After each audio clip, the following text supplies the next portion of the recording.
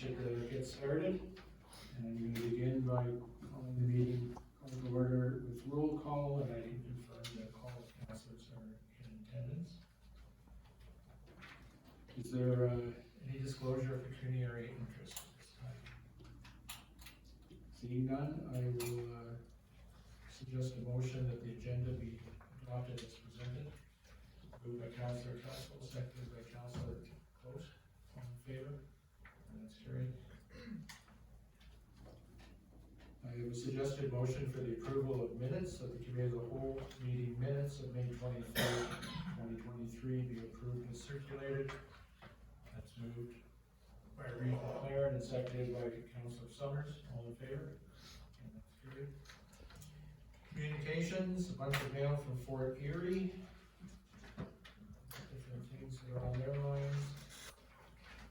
Seeing none being pulled, I'll move on to reports.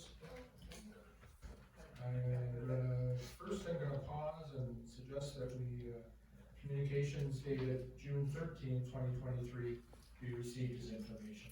All in favor? Oh, and moved by Reed McLaren, seconded by Councillor Council. All in favor? Oh, I'm sorry. Yeah, on the recent policy statement, I'm not sure if it's out beyond the farm media, but there was a thing where they wanted to promote the 3 services and all the farmland across the province, and so there was backlash from that, so they backed down on that one.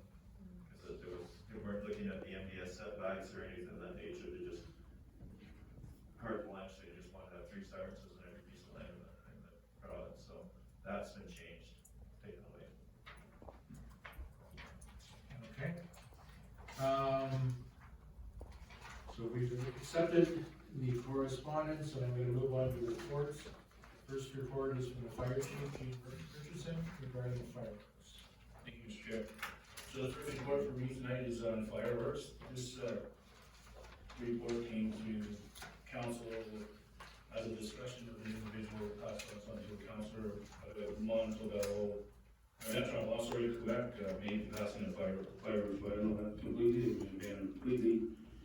I've checked with a lot of municipalities within Lanark County and rural parts of Ontario to verify the laws are in place. If these laws are in place, some municipalities do have bylaws which restrict timeframes for selling the dates where the fireworks being used, set off, noise, etc. These bylaws are governed by bylaw services. Ministry of Natural Resources advises that in section 30 that they actually don't, even in a fire ban, they allow fireworks unless the municipality has their own ban against fireworks, they allow them. So the Ministry of Natural Resources and Forestry allows that. Our present burning bylaw just addresses them during the burn ban status. And it just talks about a complete fire ban, including fireworks, no exception. Obviously, there's just some staff on cost of bylaw services to attend after a complaint is issued, if there was one.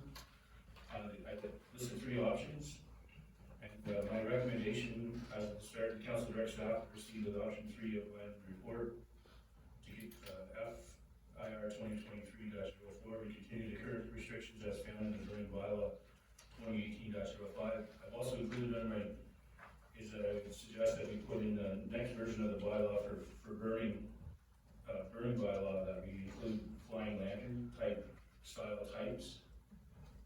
And that's all I have. Thank you. Questions, Councillor Council? So thanks for that. There's a couple of things that first of all, I like option 2 better than option 3. And the chief and I have spoken about this, so my thought process is I'd like to see under section 8, I'd like to see 8.1 beefed up so that there would be a fine attached. And with option 2, you can have the fireworks, but they're limited to when you can have them. So I haven't had a tremendous amount of complaints, but I have had some complaints, and probably because I have the housing aid in my ward, and it's just become the wild, wild west on weekends or long weekends where people start fireworks on Thursday night, Friday night, Saturday night, Sunday. Sometimes it's not even a holiday and they fireworks are appropriate. So I would like to see it reined in so that we're not doing fireworks whenever people want to set them off. And if we include it in the, under the fire department, then we can attach a fine to it. And I know a comment's been made, but we don't want to be the township that has no fun. It's not that I'm trying to take the fun away. I just think we need to start, and no one likes change, but I think a change is necessary, for multiple reasons. One, fireworks are disruptive if it's not a holiday and you're not partaking, and maybe you've got kids that are trying to sleep or animals that are freaked out with the fireworks. Then you have to take into consideration when they're being and where they're being set off. So I would like to see option 2, a change in the fine on Schedule C, which is the fine for setting fireworks off. I'd like to see that.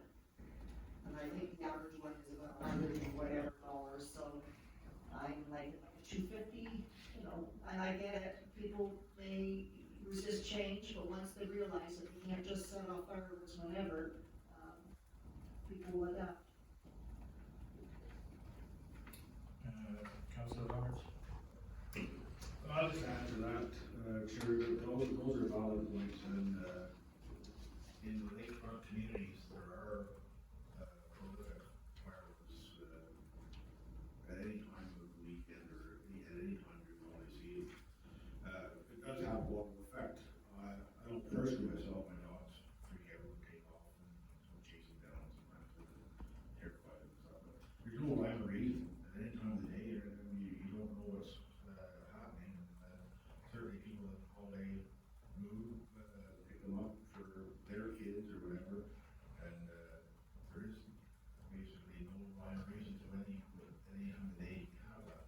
So I'd be open to explore option 2 as well, just for the predictability, and to control some of the noise and the partying atmosphere that goes along with that. I don't know if we have capacity to enforce. That would be the only question I'd have with the chief is, if there was an option 2 taken, what is their capacity to enforce, being as it's a large township, and, how we would go about doing that? We'd have to answer that.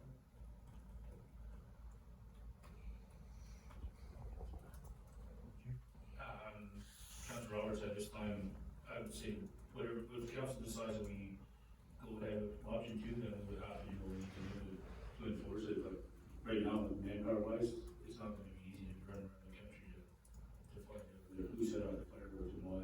The other concern to this is, again, Ministry of Natural Resources and Fire, unless you let off fireworks on ministry land with no restriction, probably gonna get called to where ministry land is that they're setting off fireworks, and I used, Humberson Mill Road for an example, was full of ministry land that people camp on.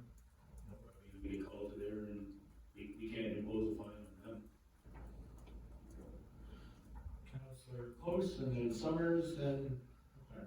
Yeah, I'm inclined to go with option 3. One, because it isn't enforceable. We've never enforced it. But we could do a little bit of education and put some stuff out there that, have some consideration for neighbors. I mean, you don't want to be setting fireworks off at all times of the night, and keep in mind that people work during the week too, so maybe something like that. I think that's probably the best we can do. Like I said, I've never had any complaints, but I know Council has, but, the bigger the areas you have with lakes, you're probably gonna have, well, that tends to be where more of it happens, so. But I think option 3 is what we should be looking at. Thank you, Chair. I am in favor of option 3 as well. The reason being is I have been to weddings, where there's fireworks that are not on holiday weekends. I've been part of Camp Quality for many, many years in August, and to see kids' faces light off, to have an opportunity to see fireworks, I think that this would be allowed if we went for option 2. And for that reason, I'm in favor of keeping the status quo. I can sympathize that there are some issues going on, and I think that those should be dealt with on a case-by-case basis. If people are not being safe with the fireworks, then they need to be letting staff of the fire department or the police know. But other than that, I've received no complaints, and I don't think that we should take away this option for people. Yeah, like Ron was saying, the late at night stuff, he's a neighbor who was at 2 or 3 in the morning, they would, drunk fireworks going on. Fortunately, that neighbor's not there anymore, so it's been fine the last few years. I think I would just say that I think option 2, you're opening up a real can of worms. I understand there've been some complaints. I have never had a complaint in my 9 years on council, but I'm sure there are some. I agree that the solution perhaps would be more one of education and certainly policing if there are safety issues. They call the authorities in or the fire department. But I don't know, I can't imagine how we could enforce it. We're gonna call volunteer firefighters at 11 o'clock at night on Sunday night, Tuesday night, and we don't do late calls anyway, like if it's on an island or something. So I just think find a better way to deal with it on a case-by-case basis, and I would go for option 3. Yes, clerk would like to say something. So perhaps as part of the educational component, we could also include, in the case of fireworks late at night, what can you do? And then maybe provide the noise bylaw to say that, there's restrictions to noise at specific hours, so that could be a part of the educational component also. Councillor Summers? I was just gonna make the motion, and I'd like to add that suggestion for the education piece, that was a good suggestion. Okay, so we have a motion with the education piece added, option 3, seconded by Councillor Close. Is there any more comment? All in favor of that motion? And that's carried. Okay, thank you. We'll go back to reports.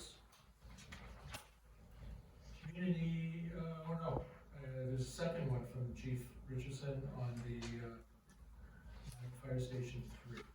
Thank you, Mr. Chair. So I just wanted to get this on the table as a preliminary design. As you go through the background, the council passed a bylaw in 2022 to enter an agreement for engineering services. At that time, we had a meeting with the engineer and myself and the CEO at that time to discuss steps moving forward.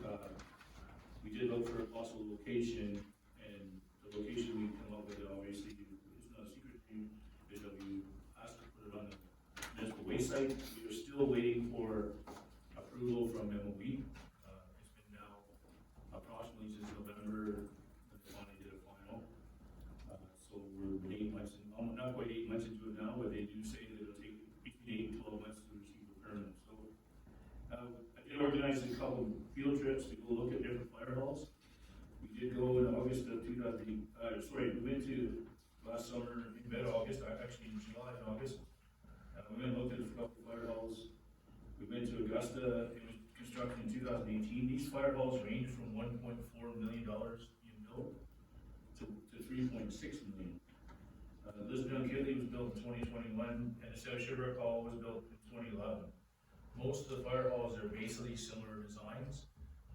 3 bays, drive-through, a meeting room, kitchen, bunker gear room, and a couple offices, nothing really fancy that way. We went back a second time to Lisbon Kittley, and we actually took the engineers with us. The Station 3 individuals came with me just to figure out whether they liked the design, and they were there, some of them were there the first time, some different ones came the second time, so it was kind of interesting. The guy was actually able to set the computer in front of us and change things as we were standing there, which was awesome. So this is the design that they felt was going to be suitable for meet the needs of the fire service for the next 50 years.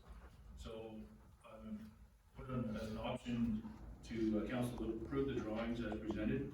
And remember, these are drawings for the fire hall, they're not necessarily for the location. Because if we had to move a location, we could still use these drawings. I wanted to draw your attention to all the little maps. The first I would say page 43 just kind of shows you the location that it's supposed to be going to if it was in the municipal waste site.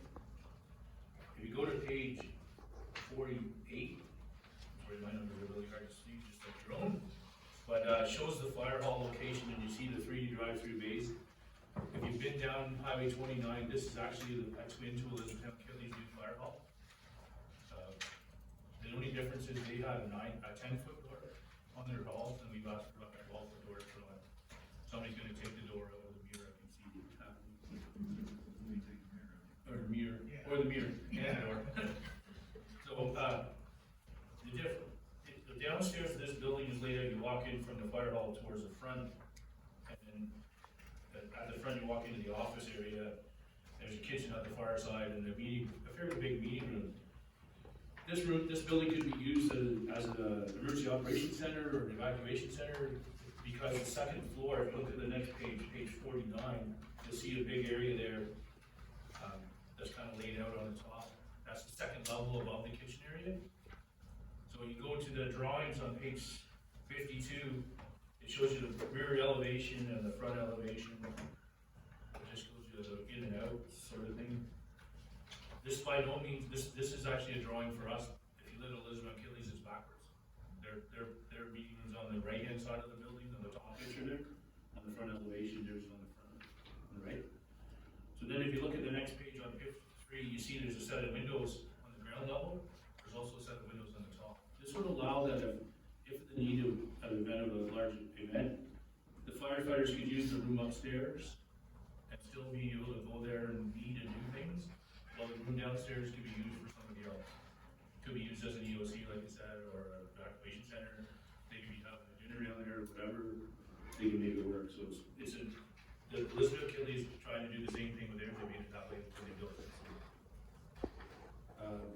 That's really all I wanted to indicate for pictures. That room upstairs is about 1,365 square feet. So it's the size of an average house upstairs. So it's a big open room that you can do whatever you choose with that room. So as my report indicates, I just wanted council to approve the drawings as presented and report FIR 2023-06, a design for the new fire station. Councilor Hensel. So thank you. I like the idea of the second use of the building having off-site if there was a need for second location for an emergency. We've been waiting 9 months now. Do you have that timeline when you think we might have response? And I think you understand my concern with the present location, whether it passes or not, and it's about the water. So when do you think we might know? Well, honestly, Councilor Russell, I can't answer that. I mean, I was in contact with a lady 3 weeks ago, and all she did was tell me that it was in the review committee, and she gave me a reference number to use if I needed to, and it was, Chad forwarded me this today, and basically just gives me a reference number to what to use if I need have further inquiries for that building. And that's all she gave me. Okay, so if that does become an issue, because I know in the past, primarily when Rob Anderson put his storage sheds in, he's not on the footprint of the waste site, but it was a stipulation that he couldn't have any washroom facilities or anything where water would be used because it was in close proximity to the waste site. So if this building, if you get a permit and it's there, is the water supply going to be an issue? And I understand you can bring bottled water in, but that's, there's a cost that's gonna have to keep going and going. The flush toilets doesn't matter, but as far as drinking water or having water that's safe. Yeah, and I would say that the building's there to be used as a fire hall. There's not people there every day, so the amount of usage wouldn't be that extreme. There definitely would be usage of water for sure. Potable water in the event of an emergency, you'd have to bring it in, whatever it was, if you're gonna use that building. And there's all kinds of water systems out there that are the water is, I would say, bad, and they filter it enough to make it work. I mean, I would use my daughters as an example. They don't have any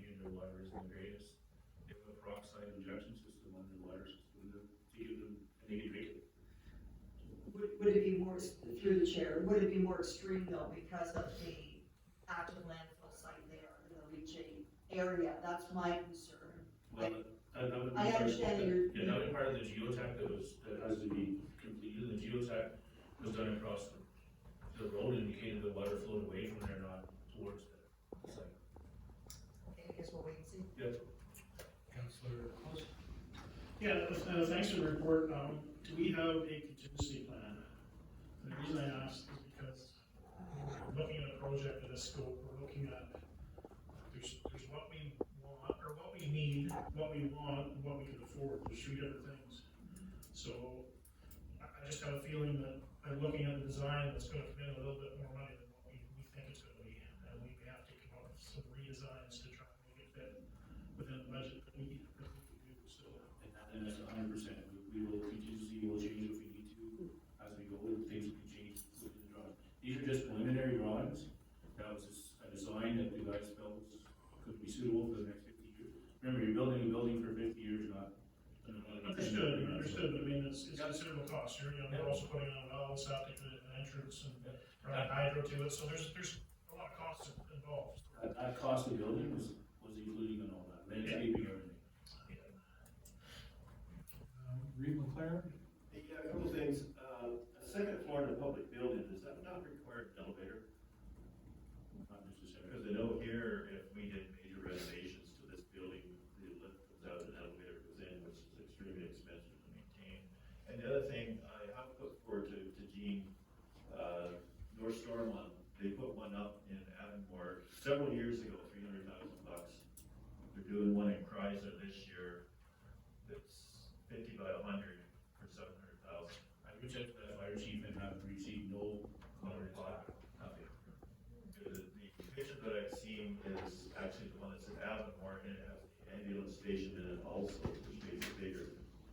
And, I was told it was 50 by 150, it doesn't quite look that. The difference is, the building's turned around the other way, that the doors are on the side of the building as opposed to the end of it. So you got potential snow load coming up through the doors. And then the man door, there's a roof over top of it going the other way to protect for that.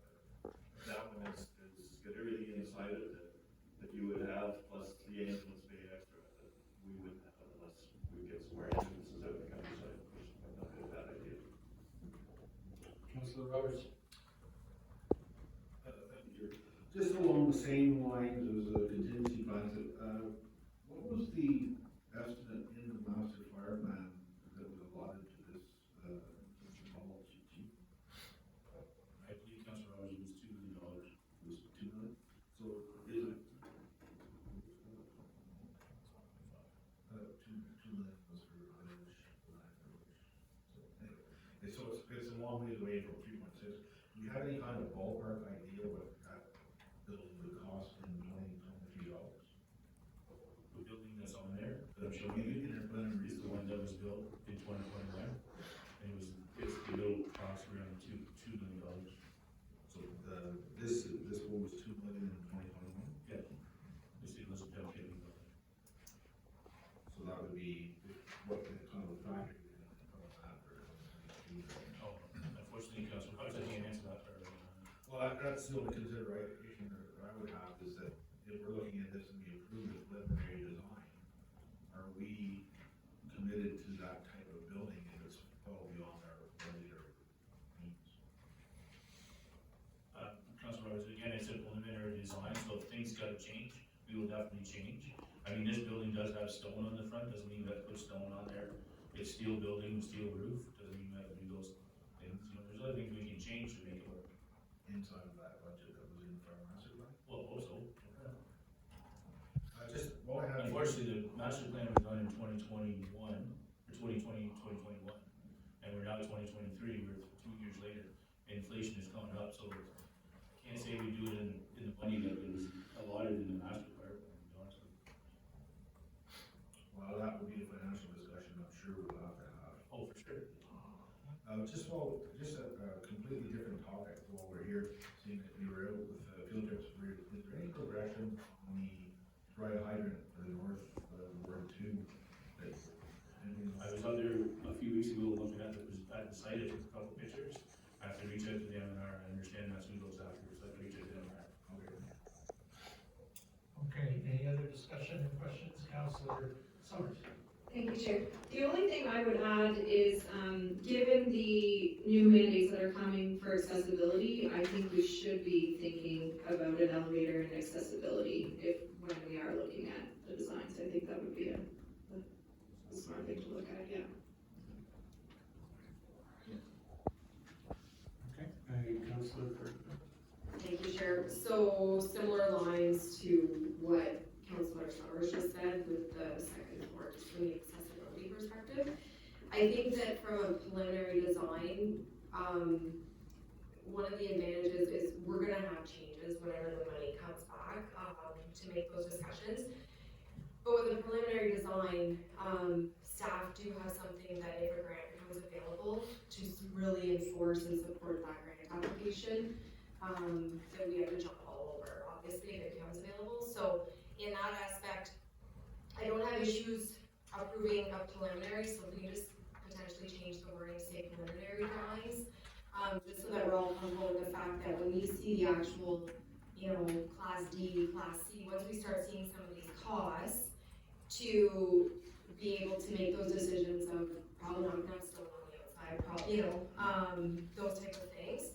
But as far as having a preliminary document, I think it's a very strong grant application that presents itself to us. So, I think that it is important that we at least, this has been a fairly long process as well, that maybe I haven't been included in the whole, but, to kind of get this moving and hopefully, fingers crossed, something becomes available that we can apply for and have this be utilized. Okay. Councillor Kelso? And make the motion? Okay. We have a motion, do we have a seconder? With preliminary, yeah. Councillor Raven, okay. So, and I'll read the motion. The council approved the drawings as presented in the report. FR 2023-6 as the design for the new fire station. So I think we should cancel the preliminary drawings. And preliminary drawings, okay. Perfect.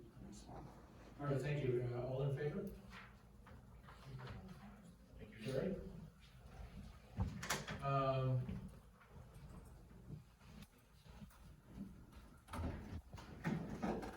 Community Services report from Chelsea on the Lanark Highlands Community Center. Yeah, so this is a report to pass the rental rates for the upcoming ice season. Council will recall, just last month or the month before, they did pass a 6.9 increase for all diamonds, so I am recommending, to match that, just so it's fair across the board for increase. I think we should be trying to do that moving forward. And 6.9 increase would also bring us, to the town first current rates as well, so we'd be matching them. The only change that I want to highlight from last year's rates, so last year was the first year we did the slab rental rate, which is great to have. I've already seen an increase in bookings just having that rental rate available for the public.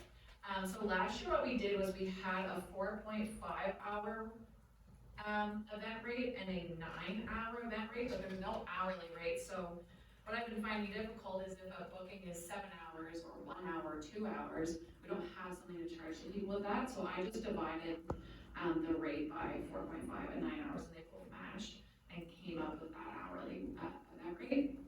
So if SOP is a little bit more money, so that's so people can have a liquor license, and then without an SOP, and then we have an adult ball hockey non-event rate, which could probably be used for other sports as well and other adult sports. And then a youth booking, which would be for like birthday parties or if they want to do a youth ball hockey, it's kind of flexible with that.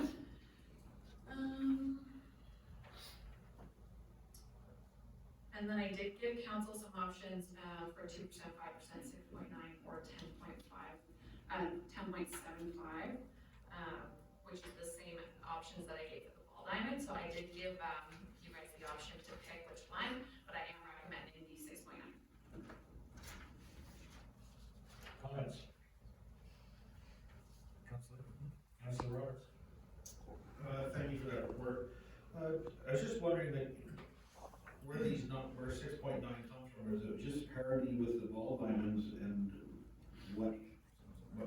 rationale that is on with the arena. So the 6.9%, I did put that in my previous report for the baseball diamonds, but I didn't reiterate it in this one. That's the CPI, the cost of living increase for 2023. And that's the same increase that the town of Perth did standard across the board for all of their fees and charges. Just the second part then, so does this go anywhere towards making the services that we provide there break even, or any kind of parity on cost analysis that we've looked at?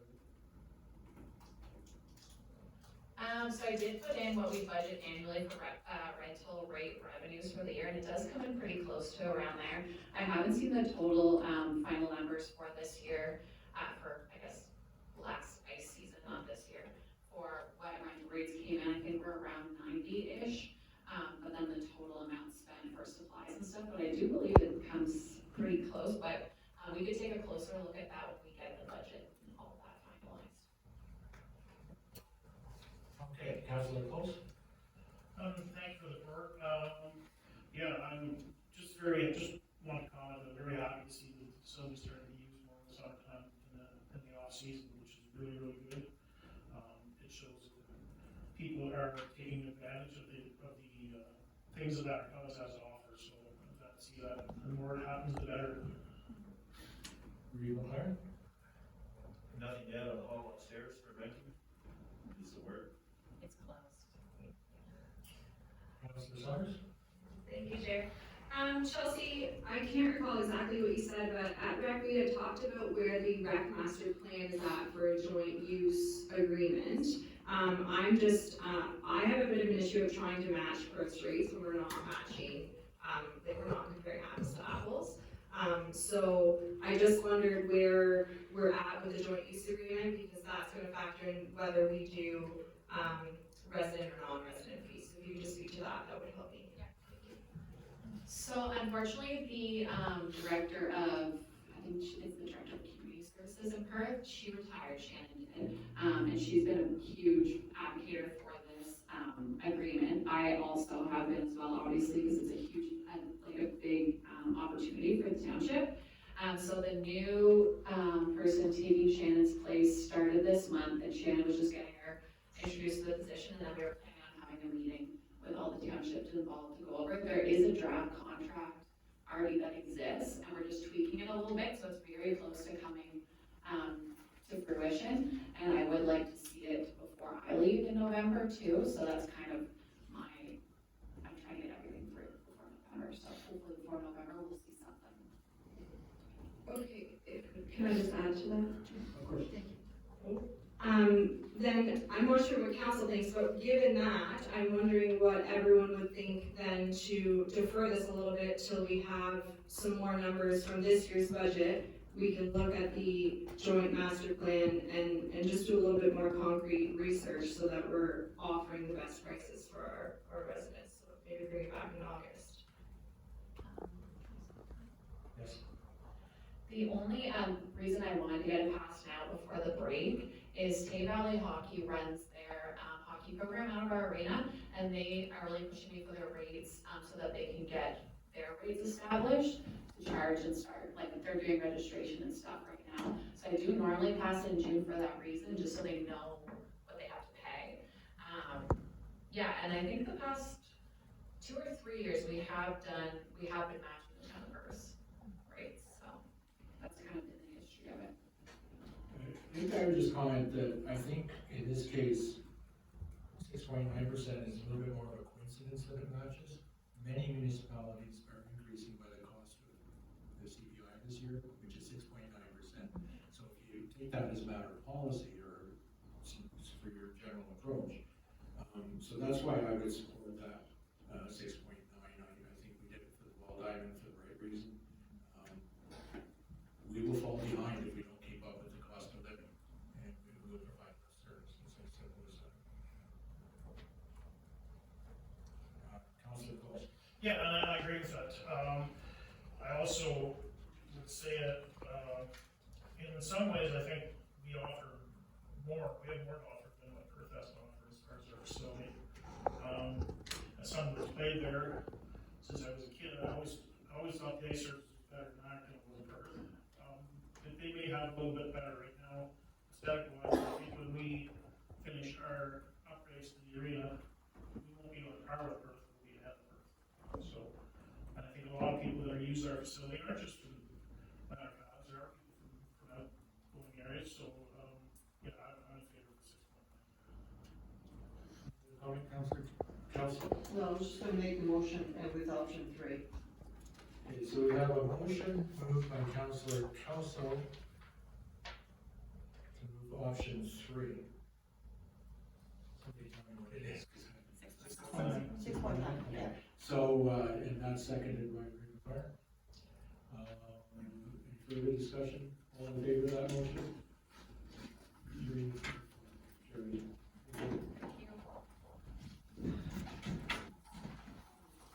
Okay.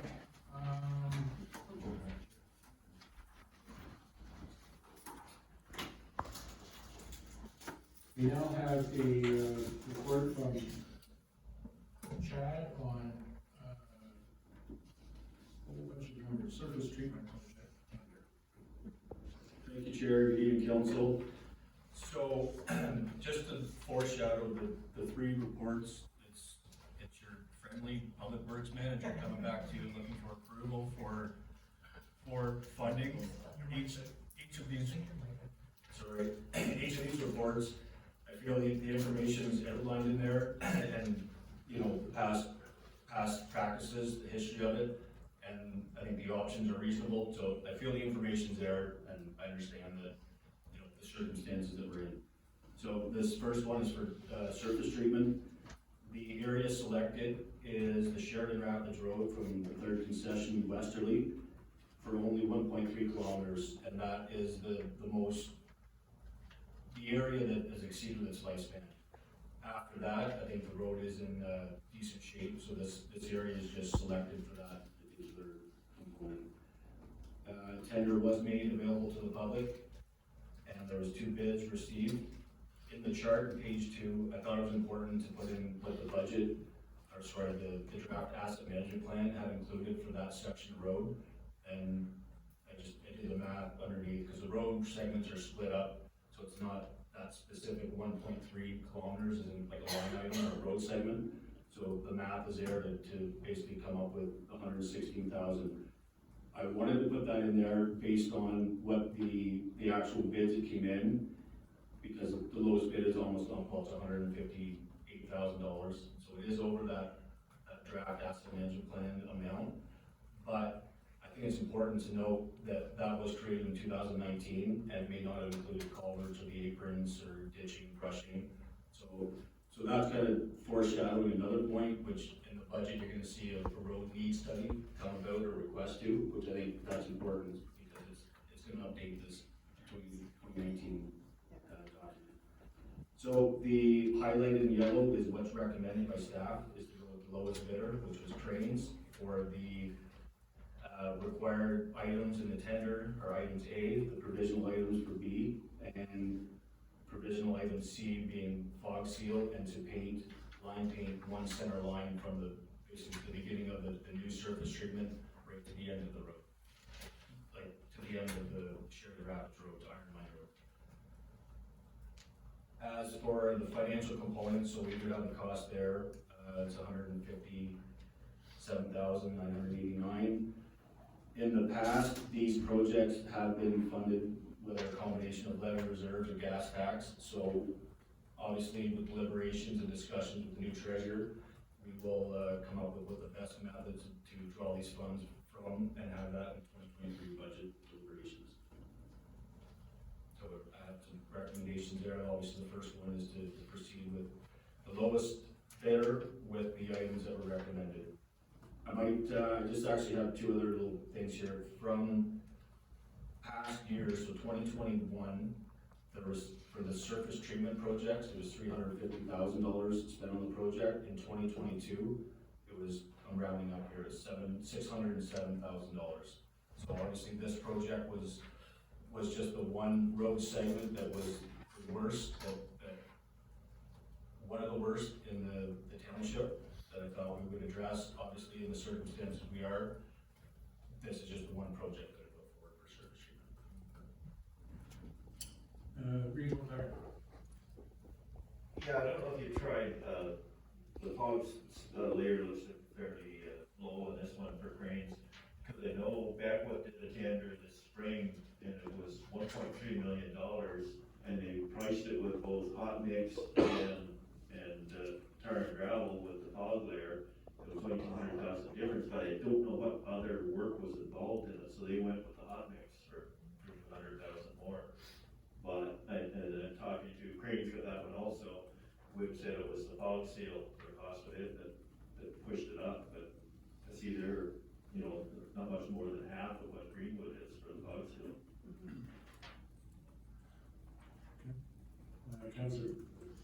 Councilor. I just, would make the motion, for option one. I think it's important to do everything that we can do, and I appreciate that it is just one specific road, but obviously it's warranted, so I would make the motion for option one. So we have a motion on the floor. Do we have a seconder at this point? We have more comment from Councilor Roberts. Just directly towards the, roads need study, I was just wondering if, should we get that roads need study done first for spending, you know, the money, or is this a time sensitive, thing? Certainly I know in the ward that I'm representing, there's been, a lot of outcry for some work on, Sny Road, and, if that would be comparable condition to what this road is, how that would work into the road needs study where, I think we had a price of $80,000 to do some repairs on the Sny Road. Would that be something that could be feasible this year? Yes, so through the chair, so the road needs study, that will come to council, and based on what the predicted cost would be, it would have to be an RFQ or a tender RFQ. So that will take some time. I'm not convinced that I wouldn't want it to rush it, let's say. So if it doesn't happen this year, then at least it would happen in the spring, so that all the roads, so basically projects moving forward would be ready. It's not, I would like to foresee that to be like a 5 to 10 year plan, so I wouldn't want to rush that project. For this particular road, this road segment, yes, I think, I feel this is warranted, it's at the end of its lifespan. As for Sny Road, there was a geotechnical report that was done, so there are recommendations in that. It's on my docket to come up with a report with the recommendations in that report, in that geotechnical report for Sny Road for council to consider. Regional Fire. Yeah, to confirm what Chad said, was on that a while ago, I think there was more gravel than there was hard surface. Not sure. Yeah. So we have a motion, the council authorized staff to award the 2023 tender for grading and materials as per option one. Sorry. You're jumping ahead there. Want me to read the wrong one? All right. So the motion reads, council authorized staff to award the 2023 tender for surface treatment project portion Sheridan Rapids Road to Cranes Construction for recommended bid price of $157,989 as identified in report RDS 2023-18, and that the manager of Public Works be authorized to issue any and all change orders as required to prevent delays and claims against the township. And further, that the matter be brought to council tonight to allow staff to proceed with awarding and construction operations in 2023. Do we have a seconder for that motion? Councilor Close? All in favor?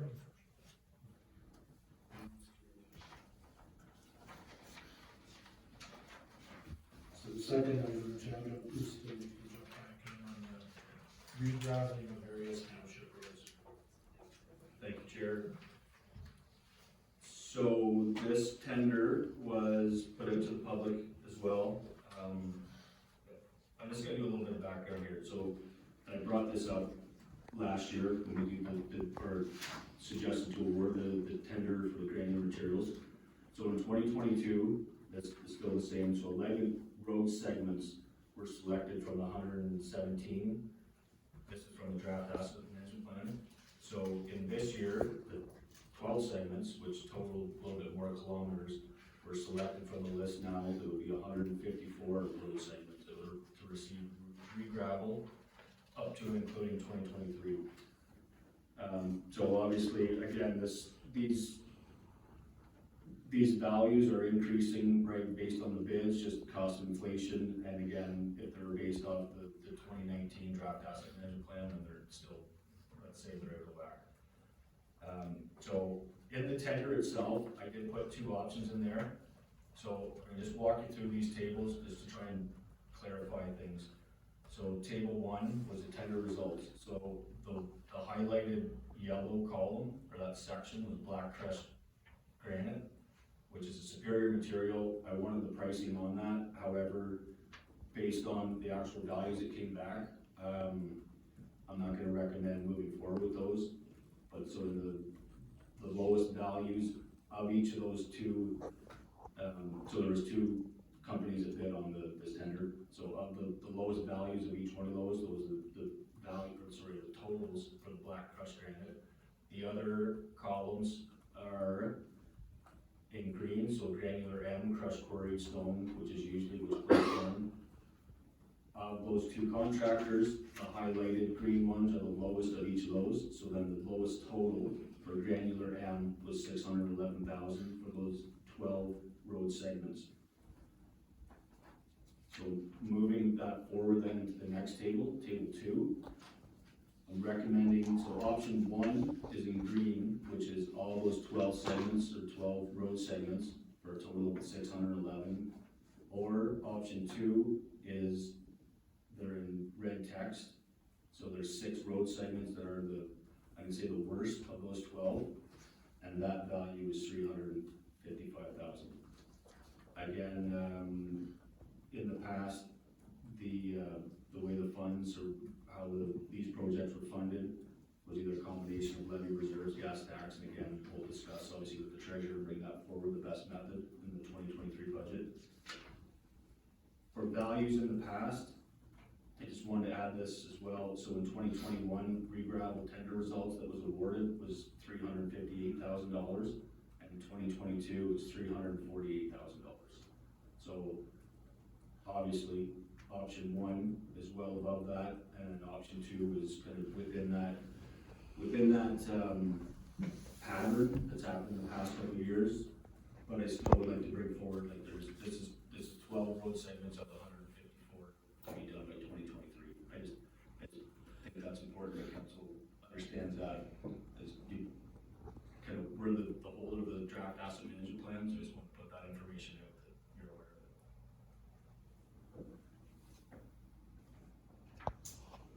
I see the money you're recommending, but I don't understand which contractor you're recommending. So if we go option 1, Right. it's basically the way the tender was written, that we could select the lowest contractor for each of those road segments. You would take it apart. That's right. Okay. So it's the lowest bid of each one of those roads. So it's a combination, it's split half and half, let's say, between cat and non-cranes. And that gets it down. Okay. So, questions, start with Councilor Close. Yeah, thank you, through the chair, Chad, are you able to do option 2 now and then add some of the option 1 roads if we find out that we get more funding, we get more gas tax funding, we get more stuff, we can do more roads? I always like to do more, but I mean, it's kind of hard to say 6 allowed when we don't even have a budget. And we're gonna do that. If it was always 6 allowed, you know, that'd be one thing, but it's not always been 6 allowed. So I'm only in favor of option 2 now, but I'm in favor of expanding it if that becomes available. But I just don't know how it works for your tender. If you can do that and say, look, we may have more of this at a later date if we can. Chad? So yes, I think if council chose to go option 2, and we put an agreement together, I think with a caveat that, you know, if there is more, then we could use these values, but I wouldn't wanna put wording into that in the tender to tie us in there without knowing what kind of, funding or values we'd be getting. But I think to move ahead with option 2, with the option for discussions with contractors afterward to extend it is viable. Counselor Steve was next. Roberts. Thanks for that. So, just some clarification. So in option 2, we're looking at crushed limestone for the roads, and the values are 112, but for the first one here on page 79, so it would be from the Darling Road power lines to Catlaw, 112,000, but I'm still confused on which contractor will be doing that, or you're just picking the lowest of the other chair? Yeah. On that one. So through the chair, yeah, so in the granular and crushed quarry, so there's 2 columns there, Kavanaugh and Crane, so the highlighted green is the lowest bid between those 2 contractors. Okay. So, yes, you're right, Darling Power Lines to Tatlock, so the lowest bid was Kavanaugh. The next one down, the lowest bid was Crane's for that one road segment.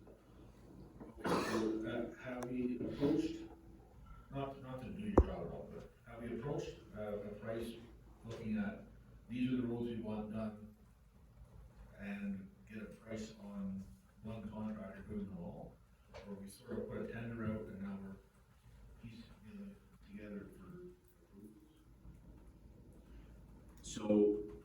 So yes, to answer your question, there's a tender that came back, that Kavanaugh bid on it, so for those 12 road segments, they put a bid price in for each one of those road segments broken out, 636,000, where Cranes put their bid in, and it came back 627,000.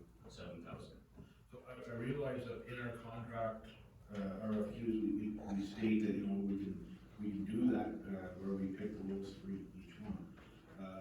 The only question I would have was, once we do that, could we go back, or would it be sort of bad deal if we go back and say, here's what we have, $355,000, can we still do better without one contractor to do everything ourselves? I would not strongly recommend not doing that with this tender if we wanted to. Not that route, I mean, I guess if you want to have a tender and say, here's the amount, and then here's the road segments, what are the value to piece that in, but that would be a whole separate tender that I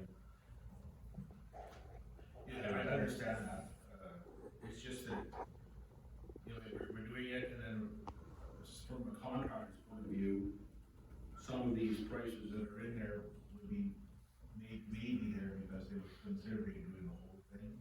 That would be a completely operations to get into, and now we're doing it piecemeal. So is there room for efficiencies as well as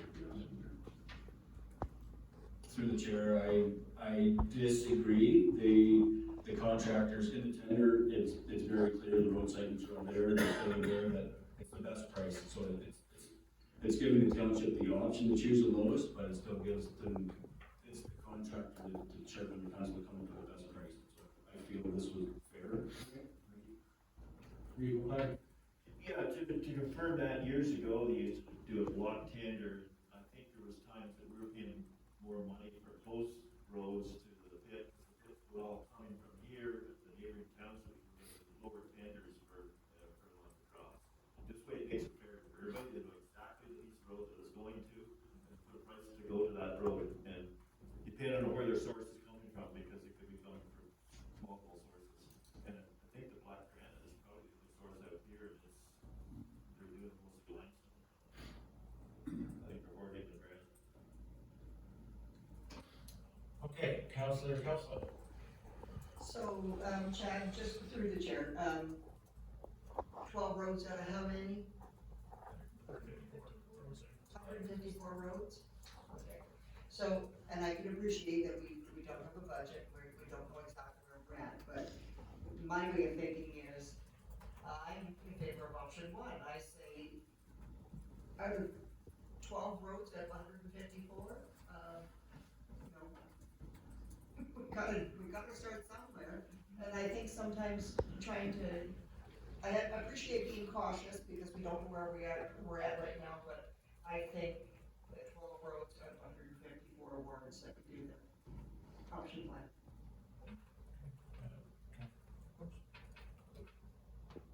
Turn myself off. Councillor Ray?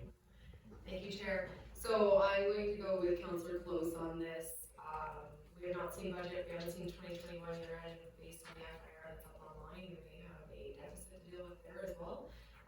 So I think that we go with I agree with option 2, that we had kind of those 300, 350, and then address once we see a 2021 year end or 2022 year end our budget, to then better address moving forward what we need to do for granular. We all realize that there's a number of roads that have been, that I'm sure is difficult even in the sense of Chad to pick one road for surface treatment. We're quite far behind, and nothing against staff. We know that we have to put funds towards these things, but we need to also make good decisions. Okay, so hearing, leading one way, you wanna make a motion, Yeah. Councillor Trust? Yeah, I make a motion for, option 2, and if we can add, we'll add. And it's seconded by Reeve McLaren. Any further discussion? Gonna call the vote, all in favor? Pretty well, passed. Thank you, Chad.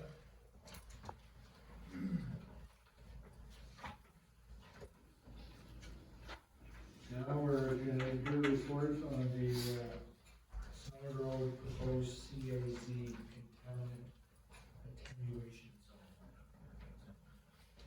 Thank you, Chair. So this report was rooted from the well monitoring reports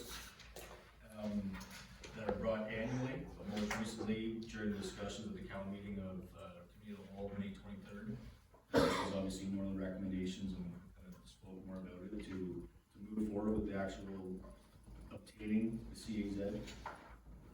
Just highlight a few things in the discussions / background. During the required waste site well monitoring, several parameters continue to exceed the NACP reasonable use policy limits. So back in 2013, CAZ, which is the contaminant attenuation zone, was to be established or recommended to be established to capture the area of potential leachate. An attenuation zone is needed so that it can show that the contaminant concentrations in groundwater downgradient of the landfill are decreasing and do not exceed the RUL because they have decreased within the distance from the landfill. So one of the components with obtaining the CAZ in this particular area or this waste site is that it's on Crown land. So the Ministry of Natural Resources, the requirement for the CAZ is a survey. Survey on the CAZ. Staff have looked out to get quotes on this just to be competitive, so we're not bringing just a blanket amount back to council. It turns out, so the little sketch in page 88, 82 of the package, it actually indicates that there's a broken road allowance. You can see there, it's going left to right or really north to south in actuality. So after talking with the surveyors that put in some pricing, it's strongly recommended, and staff also recommend, it's in township's best interest to clean this up. So that'd be to survey the road allowance, to survey the actual waste site, which appears that there is no survey of the waste site on file, as well as the CAZ, which is outlined in all in purple. The cost to complete this survey was just over $14,200. And again, the last page of this report basically identifies more specifically where that CAZ is, just for clarity. This has been a recommendation, which I think, well, some people, this council have probably seen or heard it for years now. So this is just to move forward to close this, or next step that we can hopefully well on our way close this and obtain it and move forward. Any questions? Anybody want to move the motion?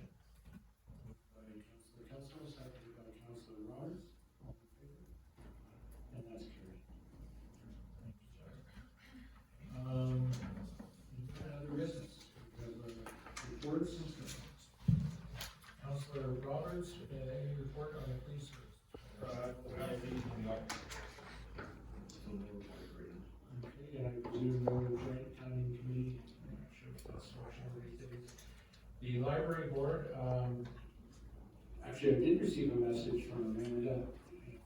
I misplaced the email, so I can't remember the name of the program. but the library, maybe Gregory remembers, but they were Awarded some funding, a grant for a really cool program. Obviously, most kids. Oh, the tech camp? maybe that's it, yeah. Tech camp. And they're part of 5 libraries that are participating in this program. If you have any questions, Chelsea has all the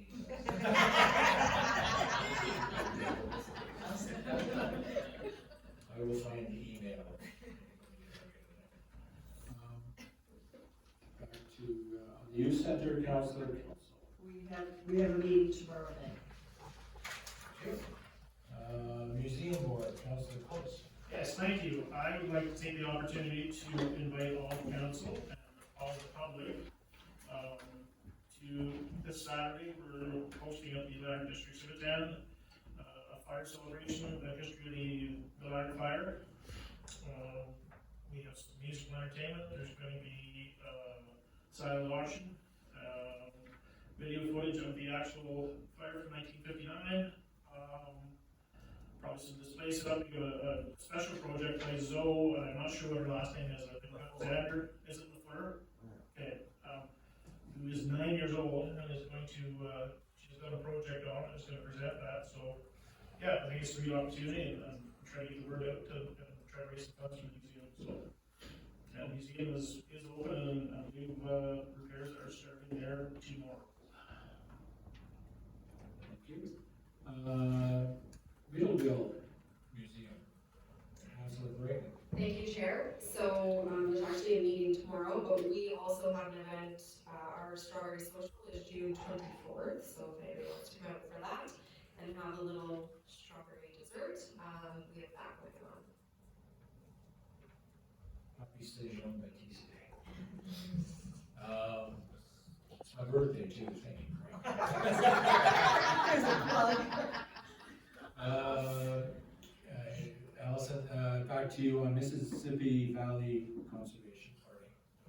So yesterday they did a full day of a tour of the Mississippi Valley Conservation Authority. I wasn't able to make it, but I'll be at the next meeting to report back. Anything on the Arnprior Public Library Board, Councillor? Recreation Advisory Committee, Councillor Summers. No report right now. We have a big meeting to discuss next week. Municipal Grants Committee, Councillor Kelso. No report. I have a suggested motion, the council committee appointment updates be received as information. Moved by Councillor Summers, seconded by Councillor Kelso, all in favor? And that's passed unanimously. No deferred items. I have a motion to adjourn. Question from Councillor Brayton. Not a question, just another plug for the Man Librarian. They also got over $13,000 for the senior community grant that John Jordan announced June 1st or June 2nd during senior month, so just another great thing that's happening. Excellent. I have a suggested motion that the committee of the whole meeting adjourn at 7:04. Moved by Councillor Summers, seconded by Councillor Kelso, all in favor? And that passes. Thank you.